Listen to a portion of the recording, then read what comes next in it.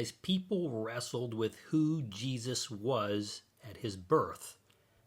They struggle with that much as they do today. Hey, welcome to Reason for Truth. I'm your host, Stephen Garofalo. This is Reason for Truth, where the truth comes first, reasons come last. You know, we're the always and constantly learning, because we stop learning, we stop teaching, or at least stop teaching well. You know, in today's world, we want to talk about truth, Jesus. It's Christmas. Now, this is the channel, the organization. We cut through relativism, the relative message of fake news, give you the truth about God, truth about truth in general, and the truth about current events.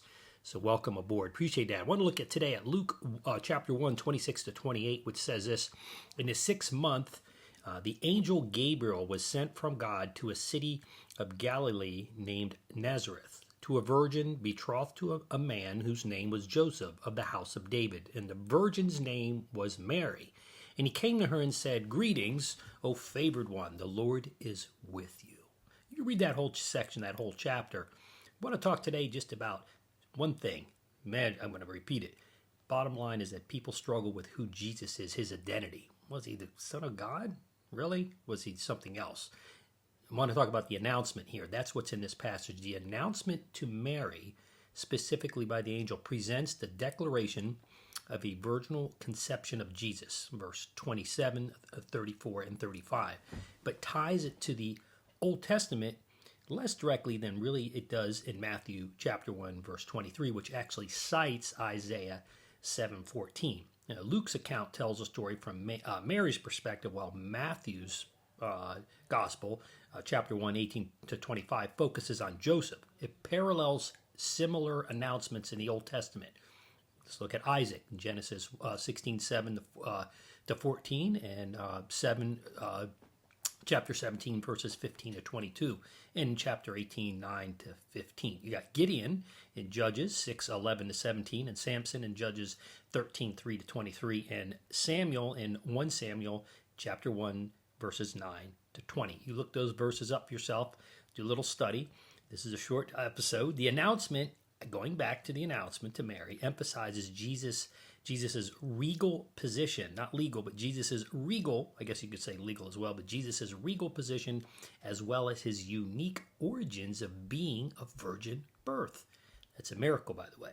Luke is careful, by the way, to make clear that Mary did not put together the theological significance of this birth, as her response in Luke 2:48 shows. Luke prefers to show how Jesus gradually, notice how, not immediately, but gradually revealed who he was and how people wrestled with who he was, much like today. Dr. Luke was a gift, I believe, to all mankind, especially for us today, and that as many wrestled over who Jesus truly was, then it's the same is true of today. You know, today God clarified the identity of Jesus, and he did in the Old Testament as well. Talked about through the prophets who Jesus was specifically. Never said Jesus was a prophet. He was always known as God in both the Old Testament and the New Testament. Okay? Many in the world still toil over whether Jesus was a prophet, whether he was one of many gods. Was he a liar, as Josh McDowell said, or a lunatic in that book that he wrote? Or is he the true Son of God? See, Scripture, and especially the gospel message in Luke, is God's gift to all of us who struggle with the identity of Jesus, because the truth is clear. But for many, accepting Jesus' true identity as a Son of God means much more than a designation. To accept Jesus as the truth is life-changing. Many don't want to leave their corrupted, sinful, life simply because of their comfort level in the mud and the muck and the sinful way that they're living their life. So if you or someone you know wrestles with who Jesus is, his identity, since his birth until present, and into eternity and forevermore, please share this episode with them, as well as all the Bible scriptures that I cited. Remember, folks, that people in the time of Jesus wrestled with who Jesus was at his birth, much like they do today. So in closing, as you gaze into the Christmas tree and all the gifts under this, remember that the true ultimate gift, the birth, life, and resurrection of Jesus, that God gives us life, true joy in the present, and for us to live in eternity. So listen, Merry Christmas, everybody. I'm your host, Stephen Garofalo. That's your Reason for Truth for today. But in closing, do me a couple of favors. If you're watching this on one of our channels, make sure that you subscribe, hit the alert bell. But I'd encourage you to do two things. Number one, join our community at StephenGarofalo.com.